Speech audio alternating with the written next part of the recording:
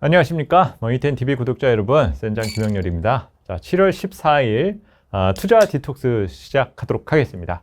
자, 이 시간은 여러분들에게 제공되는 다양한 투자 정보, 기술, 습관, 다양한 것들을 다시 한번 검토해 보고, 여러분들이 이 금융시장 그리고 주식시장에 머물면서 사용하게 될 여러 가지 투자 스킬들에 대해서 다시 한번 생각해 보고 기준과 원칙을 삼아보는 시간이고요.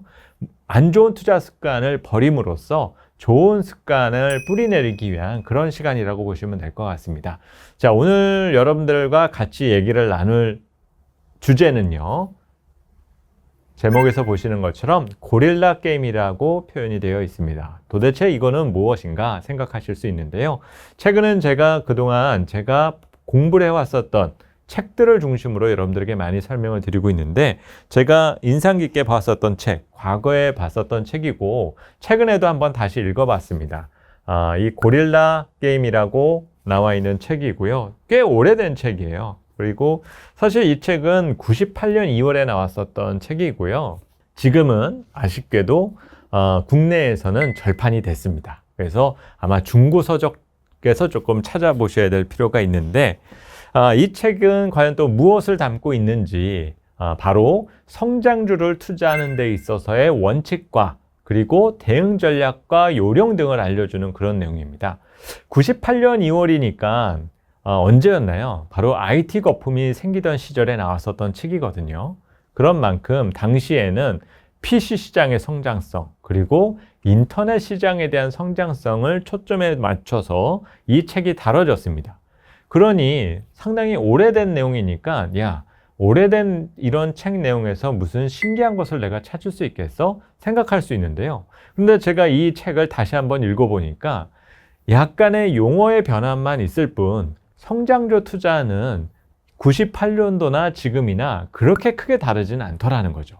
우리는 무엇이 성장하는 산업인지, 그리고 그 성장의 핵심 주체와 그리고 그 성장성이 커지는 그 변화의 과정을 어떻게 읽어갈 것인지를 중요하게 생각하는 거였습니다. 지금 여기서 나와 있는 이 고릴라라는 이 주체는 결국 그 성장 산업을 뜻한다라고 볼 수가 있을 텐데요. 제가 간략히 이 책 내용에 가장 핵심되는 내용들을 중심으로 여러분들에게 설명을 드리면서, 성장주 투자를 할 때는, 그리고 성장 산업을 내가 찾아서 그 해당되는 산업과 기업에 투자를 할 때는 어떠한 마음가짐을 갖고 있어야 되는구나, 이것을 오늘 여러분들에게 알려드리도록 하겠습니다. 자, 최근 상황을 한번 다시 살펴보도록 할까요?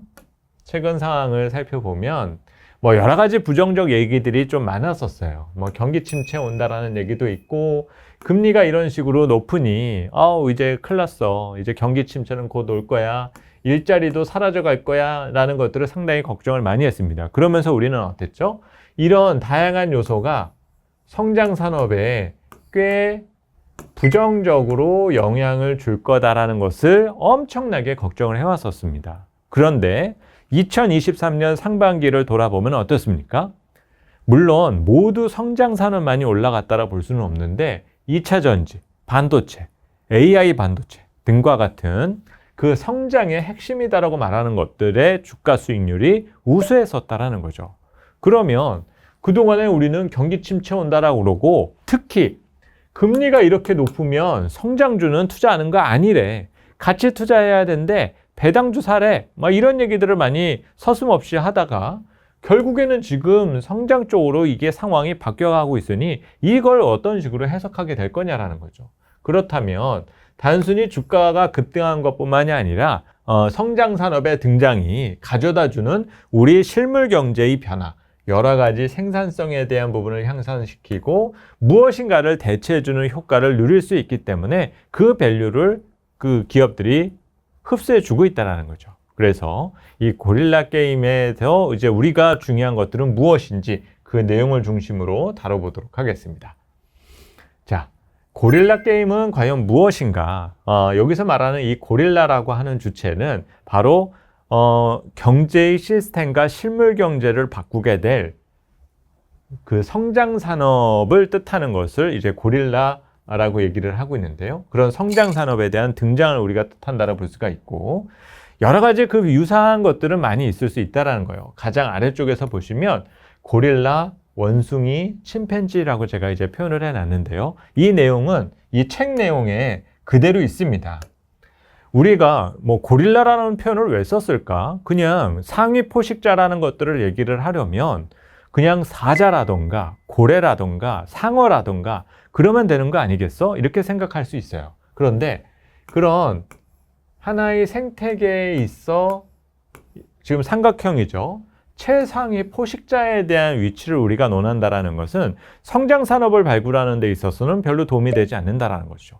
절대적인 권력과 경제적 권력을 갖고 있는 주체를 찾는 것이 중요는 하지만 그것이 이런 세상을 바꾸는 변화를 가져와 주진 않는다라는 겁니다. 그 산업 자체에 대한 정의가 가장 중요하다라고 볼 수가 있는데 고릴라라는 개체에 대한 등장은 결국 이 같은 유인원들 사이에서도 압도적인 능력을 갖고 있는 산업과 기업에 해당되는 것을 뜻한다라는 거죠.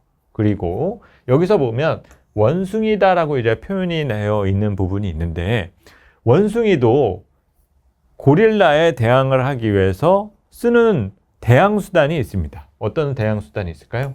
바로 집단 행동을 하죠. 그런 주체를 이제 우리는 원숭이다라고 얘기를 하고 이 얘기는 절대적인 권력을 가진 고릴라에 대항하기 위해서 상당히 집단 행동에 나서는 원숭이들에 대한 등장도 있을 수는 있는데 이것은 그렇게 크게 중요한 의미를 부여하진 않는다라는 거예요. 그래서 이들 사이에서의 힘겨루기와 그 상황이 반복되는 것들의 변화를 우리는 게임이다라고 이제 표현을 하게 된다는 겁니다. 그리고 또 하나 상당히 중요한 의미가 될 수 있는데요. 이런 집단 행동과 대체 수단을 가지고 있는 원숭이의 개체가 정말 많이 늘어나서 말 그대로 고릴라를 이길 수 있는 상황으로까지 가게 된다면 어떤 식으로 바뀌게 될 건가? 생태계가 완전히 어그러진다라는 거예요. 그러면서 우리가 말해왔었던 이 성장 산업에 대한 그런 절대 권력이 붕괴되고 이것은 붕괴된다라는 의미와 뭐 우리가 흔히 말하는 버블이 터진다라는 의미로 볼 거가 아니라 시스템 자체에 이제는 흡수가 전부 다 됐다라고 우리는 볼 수 있다라는 거예요. 마지막에 여기 침팬지라고 써 있는 부분은 도대체 뭡니까 센장? 이렇게 생각할 수 있는데 이 침팬지라는 것은 특별한 의미가 있지는 않습니다. 특별한 뭐 집단 행동에 대한 부분들도 없고 흔히 말하는 일반적인 사람들 그리고 그냥 따라가려 하는 소비자들, 최종 소비자들 이런 것들을 뜻하는데 이 침팬지라는 용어를 써서 그래서 우리는 성장주에 투자를 할 때 이들 사이에서 벌어지는 이런 고릴라 게임의 상황을 우리가 이해하는 것이 가장 중요하고 이 이해하는 과정에서 내가 투자의 원칙과 기준을 세워두는 것이 중요하다는 것을 이 책에서는 강조를 하고 있습니다. 제가 혹시 몰라서 교보문고에도 제가 이 책을 알아보니까는 한국어판은 절판이 되어 있었고 원서는 구입을 할 수 있더군요. 자, 그러면 가장 중요한 것은 이거죠. 지금 우리는 성장도 투자를 하는 데 있어서 무엇이 중요한지를 놓치고 있는 경우가 있을 수 있어요. 제가 그래서 오늘 이 투자 디톡스 시간에 이 고릴라 게임을 말씀을 드리면서 여러분들에게 가장 중요한 항목을 말씀드리려 한 거고 또한 저도 공부를 했습니다. 왜? 지난 상반기에 있었던 2차 전지주들에 대한 잠재력. 사실 저도 피로감이 오거든요. 그냥 산업에 대한 성장성에 대해서 저도 부정하지 않습니다. 한국 경제의 미래를 위해서 우리가 꼭 쟁취해야 되는 산업 중에 하나다라는 것을 인정을 하면서도 주가의 상승 속도에 대한 측면에는 여러 가지 우려스러운 부분들도 있다라는 것을 생각은 하고는 있어요. 근데 그런 그 느낌을 이 책을 읽으면서 저는 다시 한번 복기를 했다라는 겁니다. 그래서 고릴라 게임에 대한 요령을 지금부터 이제 설명을 해드리도록 하겠습니다. 초고속 성장이 발견되는 시장을 찾아라 라는 것이 첫 번째 고릴라 게임의 요령이다라고 하고 있습니다. 우리는 이 마켓을 찾는 것이 가장 중요하다라는 것을 강조를 하고 있고요. 특히 그들 사이에서 고속 성장에 대한 증거를 우리가 찾는 것이 중요하다라는 거죠.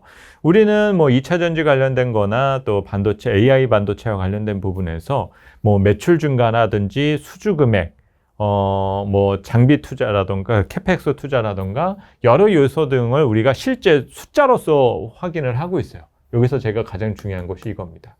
숫자.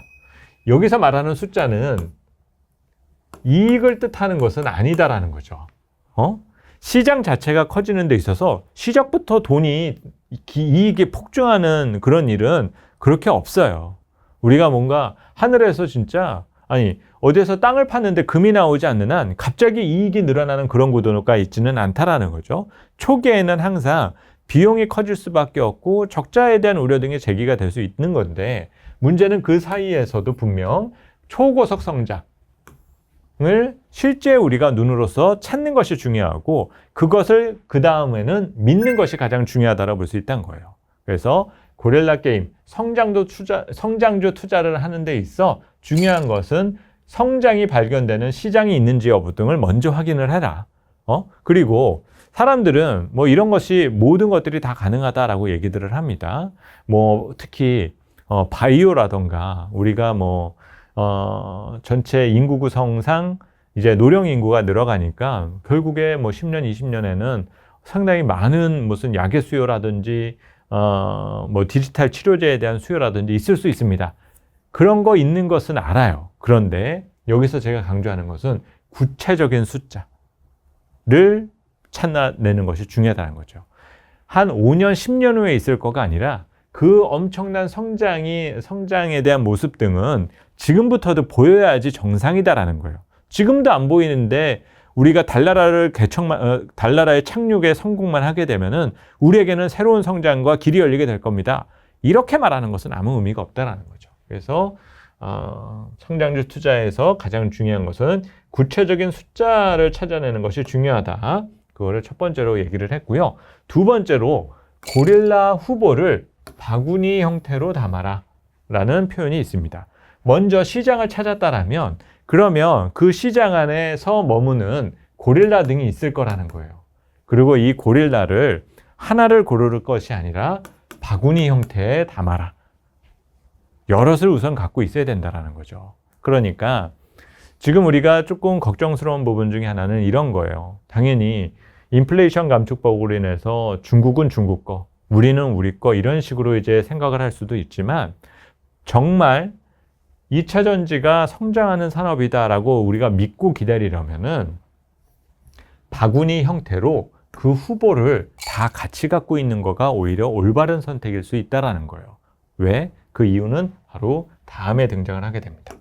세 번째, 진짜 고릴라가 등장을 하면 하나로 통합해라 라고 하는 부분이 있어요. 이 얘기는 어떤 뜻이냐? 우리는 초고속으로 성장하는 시장을 발견을 했습니다. 그리고 이 시장 안에 있는 여러 후보 등을 같이 보게 됐었다라는 거예요. 그러면 이들을 바구니에 담는 순간 우리에게 무엇이 보여져야 되냐면 바로 이들 사이에서 벌어지는 경쟁이라는 것들을 우리가 보게 된다는 거예요. 그 경쟁이다라는 것을 봄으로써 누가 더 강력한 진짜 고릴라인지가 선별이 되게 될 거고, 승기가 기울어진다라고 이제 우리가 보통 얘기를 하지 않습니까? 자, 이쯤 되면 판이 끝났어. 이런 표현이 이제 나오게 되면은 그때쯤 가서는 이 후보들을 내치면서 하나로 통합하는 작업을 해 나가기 시작해야 된다는 거죠. 이거 가장 잘하는 게 누구냐? 바로 워렌 버핏입니다.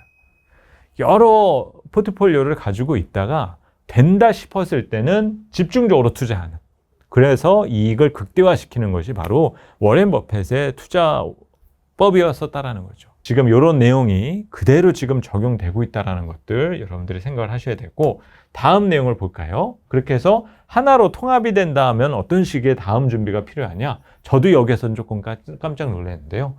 장기 보유할 계획을 세워라 라고 표현을 합니다.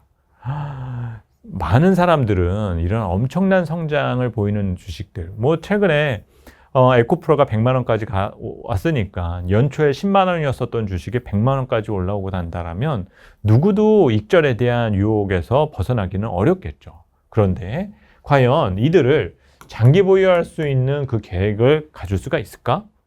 쉽지는 않을 거예요. 왜냐하면 내가 뭔가 또 새로운 선택과 선순환 등을 통해서 또 원칙에 따라서 오버밸류된 주식 등을 해서 엑시트를 한다는 것도 하나의 투자의 원칙 중에 하나가 될 수도 있을 겁니다. 하지만 그들 중에 일부는 이 잠재력이 어디까지 갈지 모르니까, 특히 진짜 고릴라와 같은 경우에는 10년, 20년 후의 상황을 우리가 알 수 없다라는 거예요. 애플이 스마트폰을 제패하는 현상을 보였을 때 팔고 싶어 하는 마음들이 분명히 있었겠죠. 그리고 스티븐 잡스가 운명을 달리한 직후에 이제는 애플이 끝났어라고 생각하면서 엑시트한 그런 경우들도 분명히 적지 않을 겁니다. 하지만 시간이 지나고 나서 보니까 여전히 그게 해당되는 기업은 성장하고 있고 이 생태계를 지배하는 진짜 고릴라라는 거죠. 그러면 이런 것들은 오히려 한 10년, 20년, 30년이 지나도 역시 그 지배력이 내려놓지가 않을 거고, 아까 말씀을 드렸었던 원숭이의 집단 행동에도 전혀 개의치 않는 반응 등을 보인다는 겁니다. 그래서 그 영향이 이런 줄 수 있는 만큼 고릴라의 어떤 장기 보유의 계획, 제가 생각한 건 저거였어요. 내가 이익난 부분에 대한 것을 일부 보유를 한다라면 뭐 주가가 다시 반토막이 나더라도 나는 어쨌든 수익난 것만 가지고 나서 보유를 하고 있기 때문에 장기 보유에 대한 의지를 내가 가져볼 수도 있겠죠. 그러니까 그거는 이제 제가 생각한 짧은 생각에서 한 부분일 수도 있지만 여러분들도 그런 내용을 생각해 보시면 좋을 것 같습니다. 마지막으로, 그러면 이 고릴라 게임을 끝내는 시점은 과연 언제가 될 것인가? 그래서 고릴라를 위협하는, 아까도 말씀드렸었던 원숭이의 등장도 상당히 중요한 부분이 될 수 있는데요. 여기서 보시는 것처럼 대체 기술에 대한 등장, 대체 기술이라고도 표현할 수도 있지만은 대체 기업이 될 수도 있고 대체 재가 될 수도 있고요. 대체 서비스가 될 수도 있는 겁니다. 그에 해당되는 것들에 대한 변화에서 우리는 투자 힌트를 찾아야 하고 고릴라 게임에서의 위너가 되기 위한 원칙과 기준을 갖고 있는 것이 중요하다는 거죠. 자, 오늘 정리하는 의미에서 이 고릴라 게임에 대한 내용을 잠깐 복기를 한번 해보면요. 성장주의 투자, 누구에게나 어렵습니다. 그리고 내가 잘 모르는 것들에서만 성장이 있는 것은 아니었다라는 거죠. 제가 이 책을 통해서 느낄 수 있었던 것은 98년에 나왔었던 책이었고, 당시의 고릴라는 인터넷을 가지고 주로 얘기를 다뤄왔었습니다. 그런데 그 해당되는 고릴라는 아직도 그냥 남아 있어요. 그리고 여전히 게임의 승자가 되기 위해서 다양한 변화와 시도 등을 하고 있다는 거죠. 우리에게는 또 새로운 고릴라가 등장할 수도 있을 겁니다. 그럴 때 초기에 시장을 발견하고 그 후보를 바구니에 담고 난 이후에 어느 정도 진짜 고릴라가 등장하면은 하나로 통합하는 이런 전략 등을 통해 우리가 과거에도 또 놓쳤었던 같은 실수를 반복하지 않기 위한 여러 가지의 노력을 해나가는 것이 중요할 수 있다는 거죠. 그런 측면에서 오늘 이 고릴라 게임에 대한 부분 등을 숙지하시고 성장주 투자하는 데 있어서 활용해 보시길 바라도록 하겠습니다. 자, 그러면 7월 14일 투자 디톡스 시간은 이 정도로 정리해 보도록 하겠고요. 저는 다음 시간 다시 찾아뵙도록 하겠습니다. 감사합니다.